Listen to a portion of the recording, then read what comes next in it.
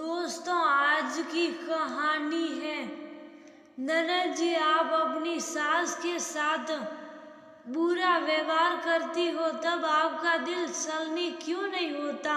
दोस्तों, कहानी शुरू करने से पहले अगर आपने हमारे चैनल को अभी तक आपने सब्सक्राइब नहीं किया हो तो कर लीजिए ताकि आपके पास पहुंचे हर नया वीडियो। वैसे पेड़ पर नहीं उगते मम्मी जी, आलोक दिन रात मेहनत करते हैं तब जाकर पैसा कमा कर लाते हैं।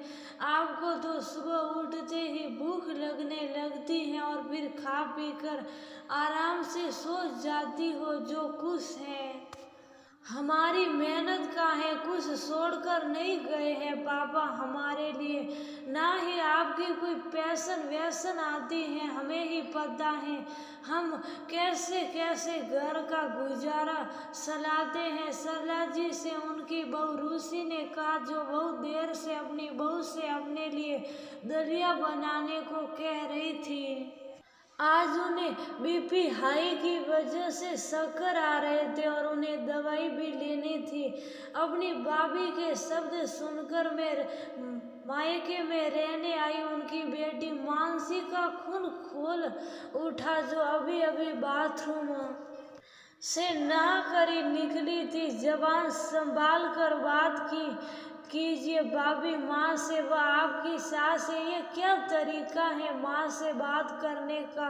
और भैया, आप क्यों कुछ नहीं कहते भाभी को। उनके ऐसे शब्द सुनकर मेरा खून खोला उठा। आप क्यों भाभी की मन मर्जी सहन करते हो। कब से बैठी हैं माँ नाश्ते के इंतजार में। 11 बज गए हैं, अभी तक उन्हें नाश्ता नहीं मिला है।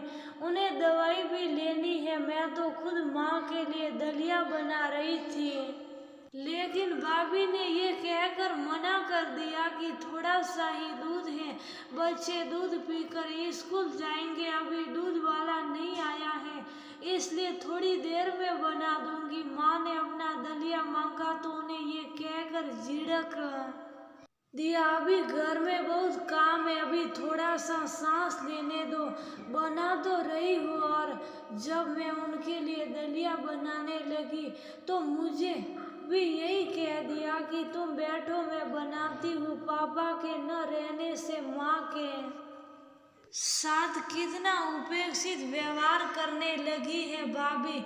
आवाज लगाती हैं तो जानबूझकर नजरअंदाज करती हैं और आप भी भाभी से कुछ नहीं कहते हो। पापा सरकारी नौकरी में नहीं थे, माना उनकी पेंशन नहीं आती, पर मत भूलो ये घर अभी भी उनका ही है। इससे पहले आलोक कुछ बोलता, रूसी ने मानसी से कहा, मुझे कुछ कहने से पहले आप अपने मुंह पर हाथ क्यों नहीं फेरती दीदी। आपकी सास भी तो किसी की माँ है। आप भी तो जीजाजी से रूठ कर आए दिन मायके में इसलिए बैठी रहती हो जिससे आपके पति अपनी अकेली बूढ़ी माँ से अलग होकर रहने लगे। आपके ससुर तो सरकारी नौकरी में थे और आपकी सास की तो पेंशन भी आती है। आप क्यों बुढ़ापे में उनके बेटे को उनसे अलग करना चाहती हो। और वह बेचारे तो समझा कर आपको हार गए।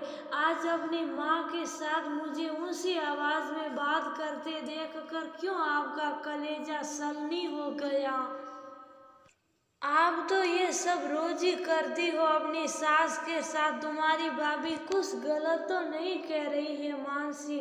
कल जीजाजी मुझसे मिलने ऑफिस आए थे और उन्होंने मुझे तुम्हारी सारी बात बताई थी कि तुम उनकी माँ के साथ कैसा व्यवहार करती हो और एक ही घर में अपनी अलग रसोई करने को कह रही हो। हमें तो तुमने केवल यही बताया था कि तुम्हारी सास का व्यवहार तुम्हारे साथ अच्छा नहीं है, इसलिए मैं तुम्हारा रोना देखकर मैं बिना कुछ सोचे समझे तुम्हें तुम्हारे ससुराल से लिवा आया, शायद मैं भूल गया था। कमियां ससुराल वालों पर नहीं, उनकी बहू में भी हो सकती हैं।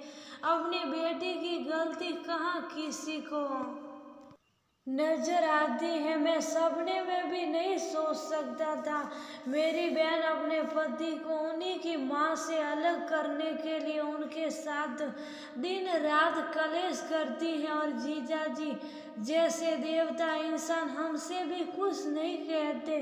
आज मैंने ऑफिस से उन्हें फोन किया था तो वह रो पड़े, तब मैं ही उनसे मिलने उनके ऑफिस पहुंच गया था और उनसे ही ये सारी बातें पता चली है। मैंने ही कल ऑफिस से आकर माँ को सारी बातें बताई थी।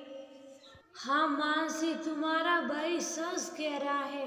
मुझे अपनी परवरिश पर बहुत घमंड था कि मेरी बेटी ससुराल में बहुत अच्छे से रह रही है।